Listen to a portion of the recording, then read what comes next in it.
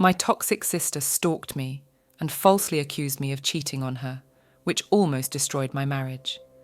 Now she is shocked that we are cutting her out of our will while she plays the victim. My sister Leah had always been a handful. Even as kids, there was an air of competition between us, though it was usually more playful than serious. But as we grew older, her need to outshine me became less of a sibling rivalry and more of an obsession. If I got a new job, she'd find a way to one-up me with a promotion. If I bought a new car, she'd get something flashier.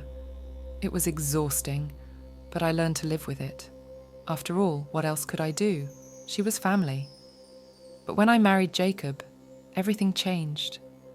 At first, I thought Leah was just jealous, that maybe she felt left out or like she was losing her sister to someone else. I tried to be understanding and patient, including her in our lives as much as possible. But Leah's behaviour quickly turned from slightly annoying to downright disturbing. It started innocently enough, with Leah making snide comments about Jacob during family gatherings. She'd tease him about his job, his taste in music, even the way he dressed. At first, Jacob laughed it off, but I could tell it bothered him. I talked to Leah about it afterward, asking her to ease up on the jokes, but she always played it off as harmless fun. "Come on, I'm just teasing," she'd say with that fake smile of hers. "You know I love Jacob." But love doesn't look like that. Love doesn't involve showing up unannounced at our home at all hours of the day, insisting she needed to borrow something, or just wanted to chat. Love doesn't involve calling me several times a day to ask intrusive questions about our relationship, prying into our private moments as if she had a right to know every detail. Jacob was patient, more patient than I would have been if the roles were reversed. He kept telling me that Leah would eventually back off, that she was just lonely or going through something. But deep down, I knew there was more to it. Leah wasn't just being nosy, she was obsessed. The turning point came when Leah started showing up at places she had no business being. I'd go out with friends and she'd suddenly appear, claiming it was a coincidence. Once or twice I could have believed it, but it kept happening. At the grocery store, the gym, even at the park where Jacob and I would go for our weekend walks. Leah was always there, always watching. I started feeling paranoid, looking over my shoulder constantly, but every time I confronted her, she'd laugh it off. "You're being ridiculous," she'd say. "I'm your sister. I just want to spend time with you." But it wasn't about spending time together. Leah was trying to control me, trying to insert herself into every aspect of my life, and it was driving me insane. Then came the accusations. It was a Saturday morning and Jacob and I were having breakfast when Leah called. I could hear the panic in her voice right away, which immediately put me on edge. "Are you alone?" she asked, skipping the usual pleasantries. "No, Jacob's here," I replied, glancing at him with a raised eyebrow. He shrugged, just as confused as I was. "You need to talk to him, now." "About what?" I asked, already dreading where this was going. Leah hesitated for a moment, then dropped the bombshell. "I saw you last night, with someone else, at the restaurant on Maple Street. You were all over him, laughing, touching his arm. You need to tell Jacob before I do." For a second, I couldn't speak. My mind raced as I tried to process what she was saying. Last night, Jacob and I had been at home watching a movie. We hadn't gone out, hadn't even considered it. And yet, here was Leah accusing me of cheating, of something so outlandish that I didn't know whether to laugh or scream. "You're mistaken," I said, trying to keep my voice steady. "We were at home last night, together." Leah didn't back down. "I know what I saw," she insisted, her voice growing more hysterical. "You can lie to me all you want, but Jacob deserves to know the truth." Jacob, who had been listening quietly, finally spoke up. "Leah, we were home last night. I don't know who you think you saw, but it wasn't us." But Leah was relentless. "You're covering for her," she accused, and I could practically hear the sneer in her voice. "She's manipulating you, Jacob. Open your eyes." The conversation ended abruptly when Jacob hung up on her, his face pale and drawn. I could see the hurt in his eyes, the confusion. This was exactly what Leah wanted, to plant a seed of doubt, to make Jacob question everything. And it was working. The next few weeks were hell. Leah's accusations didn't stop with that one phone call. She started spreading rumours, telling anyone who would listen that I was cheating on Jacob. She even produced evidence. Photos of a woman who looked vaguely like me with another man, blurry and taken from a distance, but just clear enough to cause doubt. Jacob, bless his heart, tried to ignore it, but I could tell it was eating away at him. We argued more in those weeks than we had in our entire marriage. Every time I thought we were past it, Leah would find a way to drag it back up, to stoke the fire she'd started, and every time it hurt a little more. I felt like I was losing him, losing us, and there was nothing I could do to stop it. I tried confronting Leah, tried to make her see the damage she was causing, but she just played the victim, twisting everything I said to make me look like the bad guy. "I'm just trying to protect Jacob," she'd say, her voice dripping with fake concern. "He deserves better than someone who would cheat on him." And the worst part was, she was convincing. She'd always been a master manipulator, able to twist the truth just enough to make her lies seem plausible. I started feeling like I was the one going crazy, questioning everything I knew to be true. How could my own sister do this to me? To us? The tension between Jacob and me grew with every passing day. It was like living in a nightmare where nothing made sense. I'd catch Jacob staring at me, his eyes filled with a mix of love and doubt, and it broke my heart. How had we gone from being so solid, so in sync, to this? All because of Leah and her poisonous lies. One evening, after another heated argument, I broke down. I couldn't hold it in anymore, the frustration, the anger, the sheer helplessness of it all. I sat on the edge of our bed, my hands trembling as I tried to hold back the tears. Jacob stood across the room, his arms crossed, his face etched with worry. I could see the battle raging within him. He wanted to believe me, to trust that his wife wasn't capable of what Leah was accusing me of, but Leah's words had wormed their way into his mind, and they were eating him alive. "Jacob," I said, my voice barely above a whisper, "you have to believe me. Leah's lying. I've never cheated on you. I love you more than anything." He sighed deeply, rubbing his temples as if trying to massage away the doubts. "I want to believe you," he said, his voice raw with emotion. "But why would Leah make this up? What could she possibly gain from destroying our marriage?" I shook my head, unable to answer. What was Leah's endgame? I'd spent countless nights lying awake, trying to figure out why my sister was so hell-bent on ruining my life. Was it jealousy? Was she so consumed with envy that she couldn't stand to see me happy? Or was it something deeper, something darker? "I don't know," I admitted, my voice cracking. "But she's lying, Jacob. I swear on everything I love, she's lying." For a moment, I thought I saw something soften in his eyes, a glimmer of the man I married, the man who trusted me implicitly. But it was fleeting, and soon that familiar shadow of doubt returned. "Let's just take a break from all of this," Jacob finally said, his voice weary. "Maybe some space will help us clear our heads." His words felt like a punch to the gut. Space? What did that even mean? Was he suggesting we separate? I stared at him, trying to keep the panic from showing on my face. "What are you saying?" He didn't meet my eyes.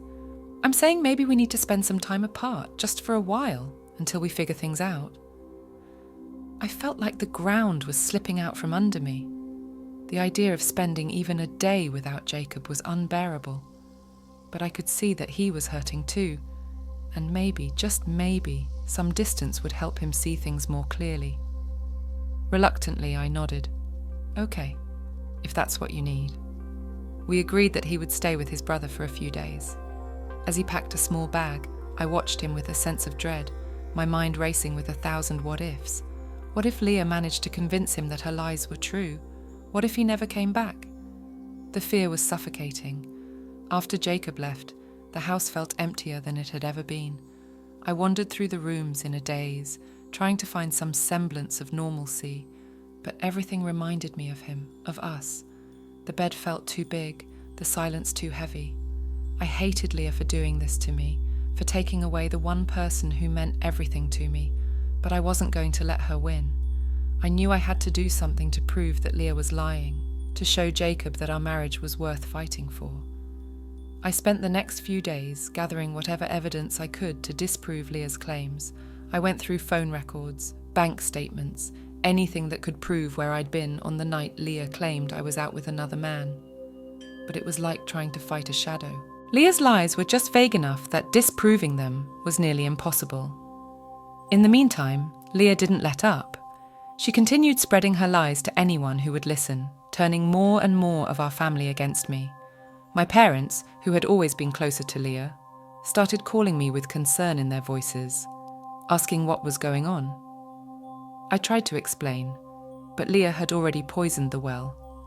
They didn't outright accuse me of cheating, but I could hear the doubt in their voices, the hesitation. It killed me to know that my own family was starting to believe her lies. Then, as if things couldn't get any worse, Leah pulled her most manipulative stunt yet. One afternoon, I received a call from my mother, her voice trembling with worry. "I think you need to come over," she said. "Leah's here and she's not doing well." I didn't want to go. The thought of facing Leah made my stomach turn, but I couldn't say no to my mother. When I arrived at my parents' house, I found Leah sitting on the couch, her face pale, eyes red from crying. My mother was hovering over her, wringing her hands anxiously. "What's going on?" I asked, trying to keep my voice steady. Leah looked up at me with tear-filled eyes, and for a split second I almost believed she was genuinely upset. Almost. I can't do this anymore," she whispered, her voice shaking. "I can't keep pretending that everything's okay." My mother turned to me, her expression pleading. "Please, just listen to her. She's really struggling."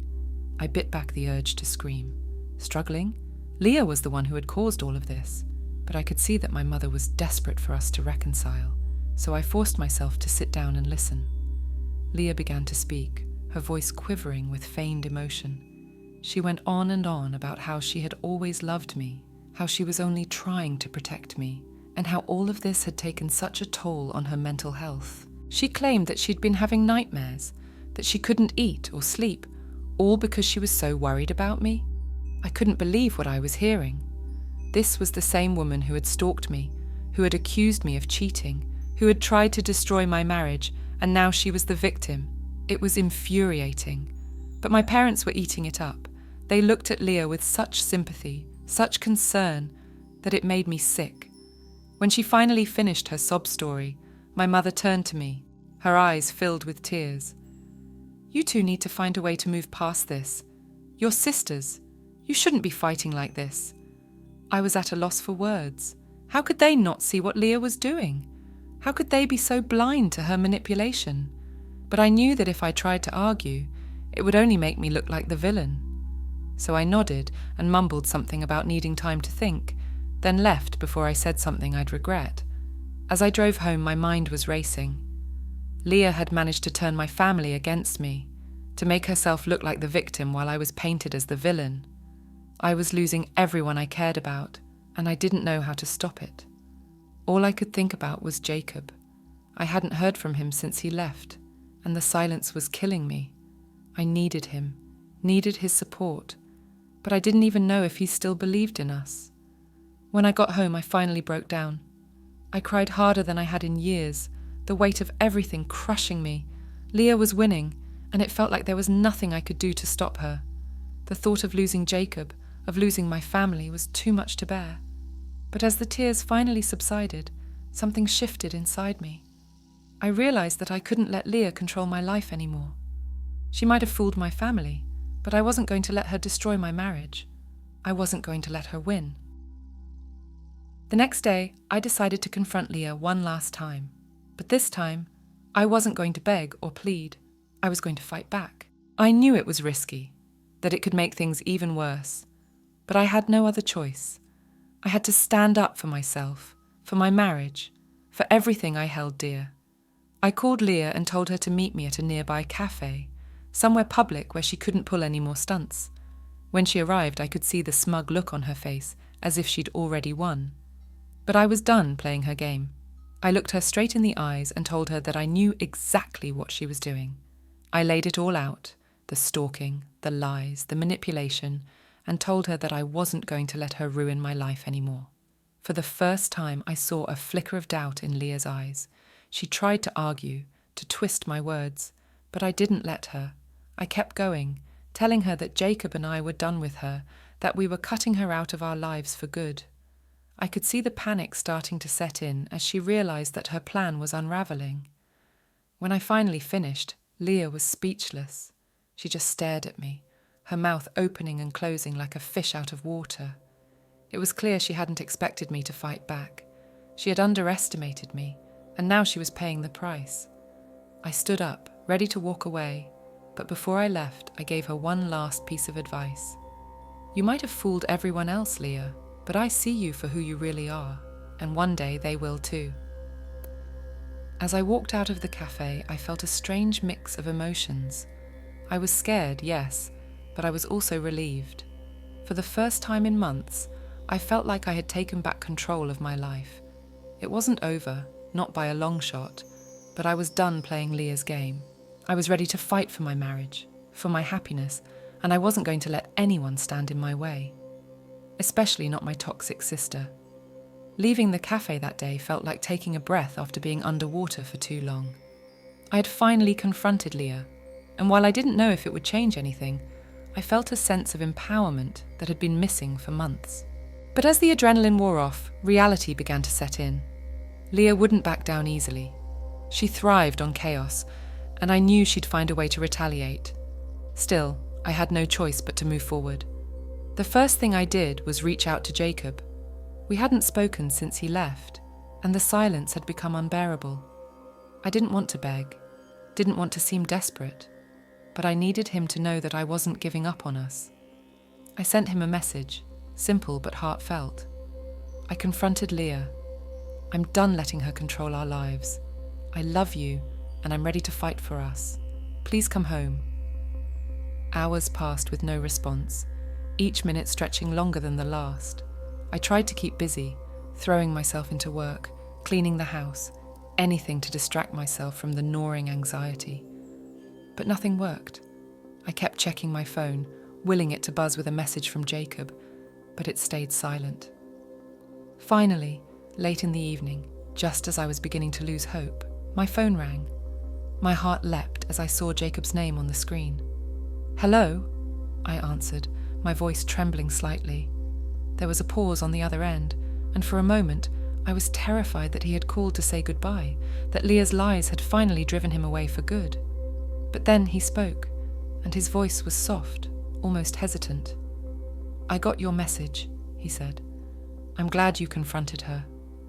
I felt a surge of relief, but I could still hear the uncertainty in his voice. "Can we talk?" I asked, trying to keep the desperation out of my voice. "Yeah," he replied. "I think we need to." We agreed to meet at a small park near our house, a place where we had spent many happy afternoons together. As I drove there, my mind raced with possibilities. Would he tell me that he believed me, that he wanted to come home? Or would he say that he needed more time, that Leah's accusations had done too much damage to repair? When I arrived, Jacob was already there, sitting on a bench beneath a large oak tree. The sight of him, looking so familiar yet so distant, made my heart ache. I approached slowly, trying to read his expression, but his face was unreadable. "Hi," I said softly as I sat down beside him. "Hi," he replied, his gaze fixed on the ground in front of us. For a few moments, we sat in silence, the tension between us almost palpable. I could feel the weight of everything unsaid pressing down on me, and I knew we couldn't keep avoiding the conversation we both dreaded.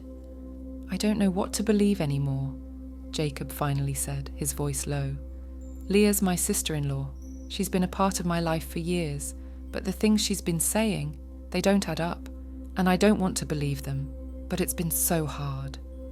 I nodded, my throat tight with emotion. "I know, and I'm sorry you've been put in this position, but Jacob, I need you to know that I've never cheated on you. I would never do that. Leah, she's lying, manipulating everyone, and I don't even know why, but I can't let her destroy what we have." He looked at me then, really looked at me, and I could see the pain in his eyes, the conflict tearing him apart. "I want to believe you," he said, his voice cracking, "but Leah's been so convincing and I feel like I'm losing my mind. One minute I'm sure she's lying, and the next, I'm doubting everything." I reached out and took his hand, holding it tightly. We've been through so much together, Jacob. We've built a life, a marriage that means everything to me. I don't want to lose that because of her lies. I need you to trust me, to trust us.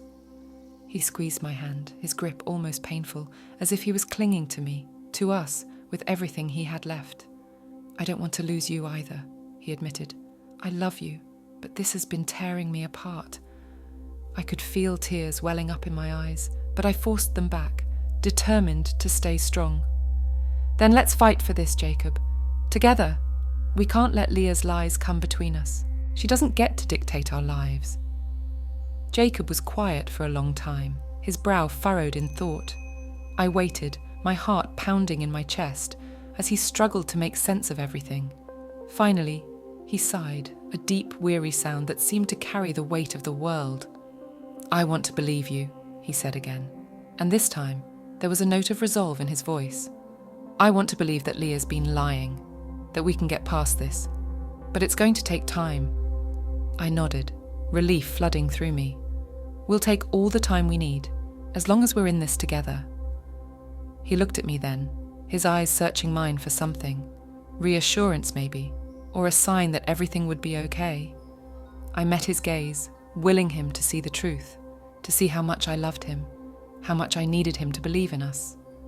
Okay, he said finally, his voice barely above a whisper. I'll come home, but we need to set some boundaries, with Leah and with everyone else. I can't keep living like this, constantly questioning everything. Agreed, I said, my voice firm. Leah's not welcome in our lives anymore. She's caused enough damage, and I'm done letting her manipulate us. We'll cut her out if that's what it takes. Jacob nodded, and I could see the exhaustion in his eyes, the toll this had taken on him. But there was also a flicker of hope, a glimmer of the man I had fallen in love with, and that was enough for me. We weren't out of the woods yet, but we had a fighting chance. When we got home, it felt like a small victory, but a victory nonetheless. Jacob unpacked his bag, and as he did, I could see the tension slowly starting to leave his body. We didn't talk much that evening, both of us too drained to rehash everything, but there was a quiet understanding between us, a sense that we were in this together. The next day, we started making plans. The first thing we did was change the locks on the house.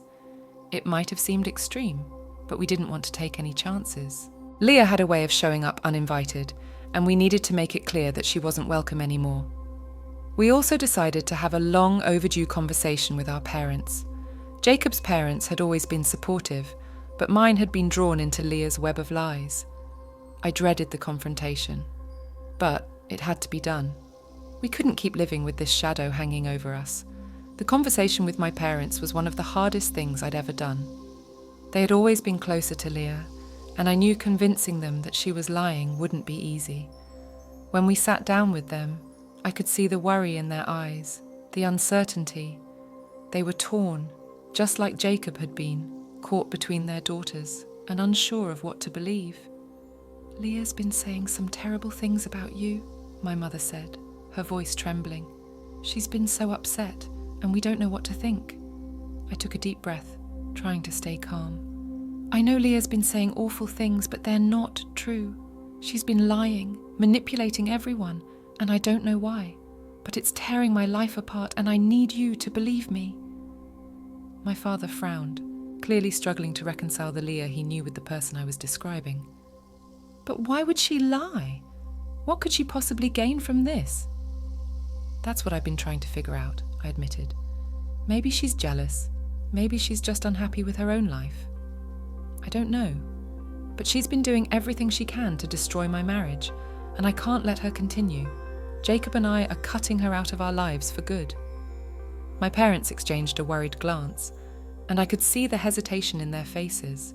They didn't want to choose between their daughters, but I was forcing them to. It wasn't fair, but it was necessary. Are you sure about this? My mother asked, her voice barely above a whisper. Yes, I said firmly. I love Leah, but I can't let her control my life anymore. She's hurt me and Jacob enough. We need to move on without her. There was a long, painful silence as my parents processed what I was saying.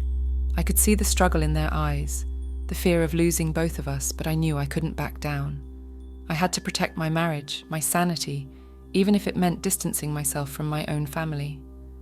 Finally, my father sighed, a deep, resigned sound.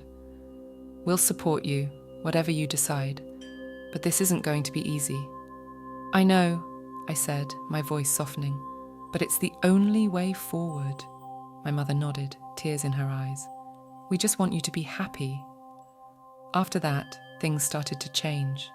My parents were cautious, hesitant, but they respected our decision. They stopped bringing up Leah, stopped pushing for reconciliation, and I could feel a weight lifting from my shoulders. Jacob and I were slowly rebuilding what Leah had tried to tear down, and though it wasn't easy, it was worth it. But of course, Leah wasn't going to let go that easily. She might have lost the battle, but she wasn't about to give up the war. The next move she made was as shocking as it was petty. She decided to take her grievances to social media, airing out our family drama for the world to see. I woke up one morning to find my phone flooded with messages from friends, relatives, even casual acquaintances. Leah had posted a long, tearful rant on Facebook, detailing how she had been betrayed by her own family, how I had turned everyone against her, and how she was all alone because of me. It was a masterclass in manipulation, filled with half-truths and outright lies, designed to make her look like the innocent victim and me like the villain. The response was immediate and overwhelming. People I hadn't spoken to in years reached out to offer their support or to ask for my side of the story. Some believed Leah's lies, expressing their shock and disappointment in me, while others saw through her act and offered their sympathy. It was a nightmare come to life, and I was furious. Jacob, on the other hand, was surprisingly calm. "She's desperate," he said, scrolling through the comments. "She knows she's losing control, so she's trying to rally support. Don't let it get to you." But it did get to me. I was tired of being painted as the bad guy, tired of Leah's constant attacks. I wanted to fight back, to expose her for the liar she was, but Jacob convinced me to take the high road. "Responding will only fuel the fire," he said. "People who know you, who really know you, won't believe her lies. The rest, they don't matter." It was hard, but I knew he was right. Engaging with Leah on social media would only escalate the situation, and that was the last thing we needed. So I bit my tongue and stayed silent, even as Leah's posts gained more attention. Eventually the buzz died down, and while Leah's words stung, they didn't do the lasting damage she had hoped for. Jacob and I focused on healing, on rebuilding the trust that Leah had tried so hard to destroy. It wasn't easy, and there were days when the scars felt too deep, the wounds too raw. But we took it one day at a time, leaning on each other and finding strength in the love we shared. As the weeks went by, we started to feel like ourselves again. We spent more time together, rekindling the connection that had been strained by Leah's lies. We laughed more, talked more, and slowly but surely, the tension that had gripped our lives began to fade. But the shadow of Leah still loomed large. I knew she wasn't done with us, not by a long shot. She had lost her grip on our lives, and I could sense that she was plotting her next move, waiting for the perfect moment to strike. But I was ready. I had survived her worst, and I wasn't going to let her take away what Jacob and I had fought so hard to protect. Our marriage was stronger now, tempered by the fire of Leah's betrayal. And while the road ahead was still uncertain, I knew one thing for sure. I wasn't going to let anyone, not even my own sister, tear us apart again. Just when Jacob and I began to find our rhythm again, we were hit with a new wave of Leah's drama. Despite everything, I still wasn't fully prepared for how far she was willing to go. It all came to a head one evening, just as I thought things were finally settling down. Jacob and I had decided to have a quiet dinner at home. We were trying to rebuild the intimacy that Leah's lies had strained. The night was going well, and for the first time in weeks, I felt a glimmer of hope that maybe, just maybe, we could put all this behind us. Then the doorbell rang.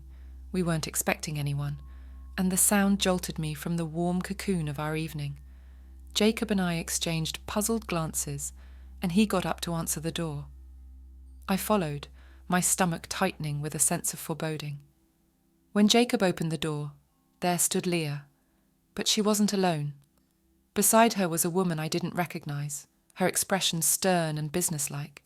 Leah's face was pale, her eyes red-rimmed as if she had been crying, but there was a coldness in her gaze that sent a chill down my spine. "What are you doing here, Leah?" Jacob asked, his voice laced with frustration. "I thought we made it clear." "I'm here to talk," Leah interrupted, her voice shaky but resolute. "I brought someone who can help us sort this out." She gestured to the woman beside her. "This is my lawyer." My heart skipped a beat. "Your lawyer?" I repeated, barely able to process the words. What the hell is going on? Leah took a deep breath, as if preparing herself for what she was about to say. "I'm contesting the will." For a moment, I was stunned into silence. The absurdity of her statement was almost laughable. Contesting the will? Neither Jacob nor I were even close to drafting a will, and it was only after Leah had been caught up in her lies and drama that we had begun considering any serious changes. "I'm sorry," I said, my voice dripping with sarcasm. "What will?" "The will you and Jacob are planning to write," Leah snapped, her composure slipping just enough for me to see the desperation underneath. "I know you're planning to cut me out of it, and I won't stand for it." Jacob looked at her in disbelief. "Leah, we're still alive. There's no will yet. What are you even talking about?" Leah's lawyer, who had remained silent up until now, cleared her throat and stepped forward. "Miss Leah has reason to believe that the two of you are planning to exclude her from any future inheritance or assets. She feels that this is unjust and is seeking legal protection for her rights." I couldn't believe what I was hearing. "Unjust?" I echoed, my anger rising. "Are you kidding me? After everything you've done, you think you deserve anything from us?" Leah's eyes flashed with anger. "I'm your sister and I have rights. You can't just cut me out because of some misunderstanding. I've been there for you your whole life and now you want to throw me away." Jacob sighed, clearly exhausted by the absurdity of the situation. "Leah, this isn't about money or inheritance. This is about you destroying our lives with your lies. You don't get to play the victim and then demand a piece of our future." But Leah was relentless. "I'm not asking for much," she insisted. "I just want what's fair. I've suffered enough because of you two. I deserve some compensation for everything I've been through." "Compensation?" I repeated, my voice rising in disbelief. "You've caused all of this. You've lied, manipulated, and nearly destroyed our marriage, and now you think you're entitled to a piece of our future. You're delusional." Leah's lawyer raised a hand, as if trying to calm the situation. "Let's not get emotional. We're here to discuss a legal matter." But I had reached my limit. "No," I cut her off, my voice shaking with anger. "We're done discussing anything with you, Leah. You've crossed every line, and now you're trying to drag us into some ridiculous legal battle over a will that doesn't even exist yet. This is beyond insane." Jacob stepped forward, his expression hardening. "Leah, you need to leave, now. We're not doing this. If you want to take us to court over this, go ahead, but you won't get a dime from us." For a moment, Leah looked like she was about to argue, but then something shifted in her expression. The cold resolve in her eyes flickered, replaced by something that almost looked like fear. She glanced at her lawyer, who gave a small nod, and then she turned back to us. "This isn't over," Leah said quietly, her voice trembling. "You'll regret cutting me out, I promise you that." With that, she turned and walked away, her lawyer following close behind. Jacob and I stood in the doorway, watching them go, both of us too stunned to speak. When the door finally closed behind them, I collapsed onto the couch, burying my face in my hands. "This can't be real," I muttered. "She's gone completely off the deep end." Jacob sat beside me, pulling me into his arms. "She's desperate," he said softly. "She's losing control, and this is her last-ditch effort to hold on to some kind of power over us." "But a lawyer? Contesting a will that doesn't even exist? How did we get here, Jacob?" I asked, my voice breaking. Jacob held me tighter. "I don't know, but we're going to get through this, together." The next few days were a blur of emotions. I was angry, hurt, and most of all, exhausted. Leah's latest stunt had pushed me to the edge, and I didn't know how much more I could take. But Jacob was my rock, and together we started making plans to protect ourselves. The first thing we did was consult our own lawyer. We explained the situation, from Leah's stalking and false accusations to her most recent threat. Our lawyer was shocked, but reassured us that Leah didn't have a leg to stand on. "She can't contest a will that hasn't been written," she said, shaking her head in disbelief. "This is just a scare tactic." But scare tactic or not, it was clear that Leah wasn't going to back down. She was determined to make our lives miserable, and we had to be prepared for whatever she might throw at us next. So, we took the necessary steps to protect ourselves. We updated our legal documents, ensuring that Leah had no claim to anything we owned. We also informed our family of what was happening, making it clear that Leah's behaviour had crossed every line. My parents were devastated, but they understood that this was the only way forward. Leah, predictably, didn't take the news well. She lashed out, not just at us, but at everyone around her. She accused our parents of taking my side, of abandoning her in her time of need. She even tried to rally other family members to her cause, but by now, most of them had seen through her lies. Her support system was crumbling, and it only made her more desperate. Then, one day, we received a letter in the mail from Leah's lawyer. It was a formal notice stating that Leah intended to pursue legal action against us, citing emotional distress and unfair exclusion from our future inheritance. It was ridiculous, of course, but it was also terrifying. Leah was truly willing to go to any lengths to keep herself in our lives, even if it meant dragging us through the courts. Jacob and I took the letter to our lawyer, who reassured us that Leah's case was weak at best. "She doesn't have a legitimate claim," our lawyer said. "This is a frivolous lawsuit, and it's unlikely to go anywhere." But the threat of a legal battle hung over us like a dark cloud. Even if Leah's case was weak, it would still cost us time, money, and emotional energy to fight it. And that was exactly what Leah wanted. She didn't care about winning. She just wanted to keep us entangled in her web, to make sure we couldn't move on without her. As the days turned into weeks, Jacob and I did our best to carry on with our lives. We focused on each other, on rebuilding the trust and love that Leah had tried to destroy. But the stress of the looming lawsuit was always there, a constant reminder of the lengths Leah would go to keep herself relevant in our lives. Then one evening, as Jacob and I were sitting on the couch, the phone rang. It was my mother, her voice tense and urgent. "You need to come to the hospital," she said, her words rushing out in a panicked jumble. "Leah's been in an accident." My heart stopped. What happened? "She was driving home and she lost control of the car. They think she might have had a breakdown. She's in the ICU. Please just come." Jacob and I rushed to the hospital, my mind racing with a mix of fear and confusion. Despite everything Leah had done, she was still my sister, and the thought of her being hurt, possibly seriously, was too much to bear. When we arrived, my parents were already there, their faces etched with worry. My mother looked up as we approached, her eyes filled with tears. "She's stable," she said, her voice shaking. "But she's not well. They think it was a nervous breakdown. She's been under so much stress." My father, who had always been the strong one, looked years older than he had just weeks ago. "This has gone too far," he said quietly. "We need to stop this before it destroys us all." We spent the night at the hospital, waiting for any news on Leah's condition. As the hours dragged on, I couldn't stop thinking about everything that had led us here. The lies, the manipulation, the constant battle for control. Leah had pushed us all to the brink, and now she was paying the price. In the early hours of the morning, a doctor finally came to speak with us. "Leah's stable, but she's in a fragile state mentally," he said. "She's been under an incredible amount of stress, and it's taken a toll on her. We're recommending she be transferred to a psychiatric facility for further evaluation and treatment." My parents nodded, too shell-shocked to say much. I felt a wave of emotions, relief that Leah was going to get help, guilt for everything that had happened, and a deep sadness for the sister I had lost along the way. As we left the hospital, Jacob took my hand, his grip strong and reassuring.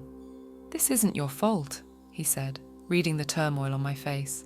"Leah made her choices. Now she's finally getting the help she needs." I nodded, but the guilt still gnawed at me. Leah had done terrible things, but she was still my sister. I had wanted her out of my life, but I hadn't wanted this. In the days that followed, we learned that Leah had been admitted to a psychiatric facility where she would receive the treatment she so desperately needed. Her lawyer dropped the lawsuit, citing her mental health as the reason. It was a bittersweet victory. On one hand, the legal threat was gone, but on the other, it was clear that Leah's obsession had driven her to a breaking point. Our family was left to pick up the pieces. My parents were devastated, torn between their love for both of us and the painful reality of what Leah had done. They visited her often, hoping that she would eventually recover, but it was clear that things would never be the same. Jacob and I, for our part, tried to move forward. We focused on our marriage, on rebuilding the trust and love that had been tested so severely. It wasn't easy, but we were determined to come out of this stronger.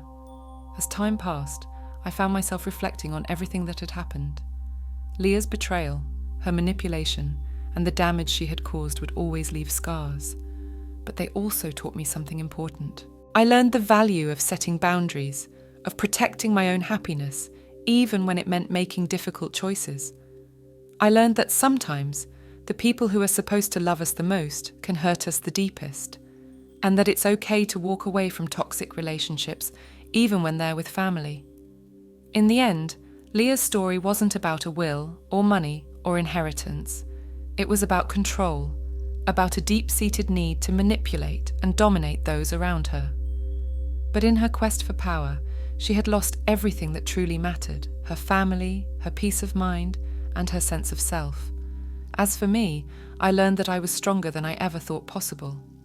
I had survived Leah's lies, her schemes, and her attempts to tear my life apart. And through it all, Jacob and I had come out the other side, battered but unbroken, ready to face whatever challenges lay ahead. Now, as I look back on everything that happened, I can see it for what it was: a painful, necessary journey toward healing and self-discovery. Leah may never be the sister I once knew, but I hope that someday she finds the peace she's been searching for. Until then, I'm focusing on my own happiness, my own future, and the life that Jacob and I are building together. It's not the ending I would have chosen, but it's the one we've been given, and I'm at peace with that. Thank you for reading. I'd love to hear your thoughts. Have you ever had to set boundaries with a toxic family member? How did you cope with the fallout?